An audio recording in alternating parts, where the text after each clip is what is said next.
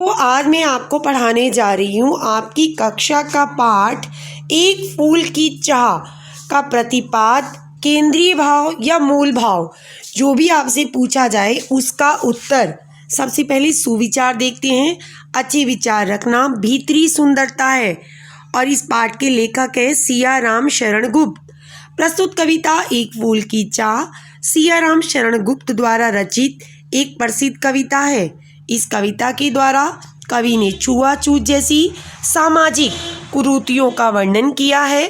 कविता के द्वारा उन्होंने एक अछूत मरणासन कन्या के मन में उत्पन्न हुई इच्छा कि काश कोई उसे देवी के चरणों में अर्पित किया फूल लाकर दे दे के बारे में बताते हुए कहा कि सुखिया के पिता ने अपनी बेटी की इच्छा को पूरा करने का बीड़ा उठाया और वे मंदिर जा पहुंचा।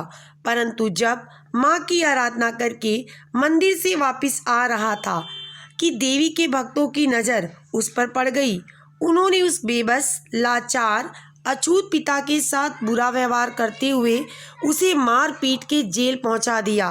कविता का ये मार्मिक अंश हमें बताता है कि उस अछूत पिता की अनुपस्थिति में उसकी बेटी की मृत्यु हो गई।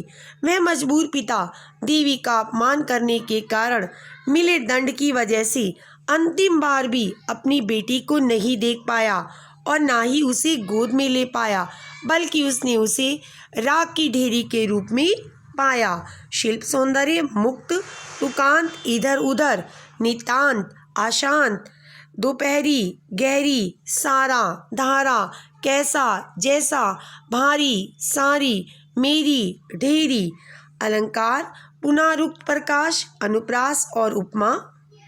भाषा खड़ी बोली के साथ साथ संस्कृत शब्दों का प्रयोग।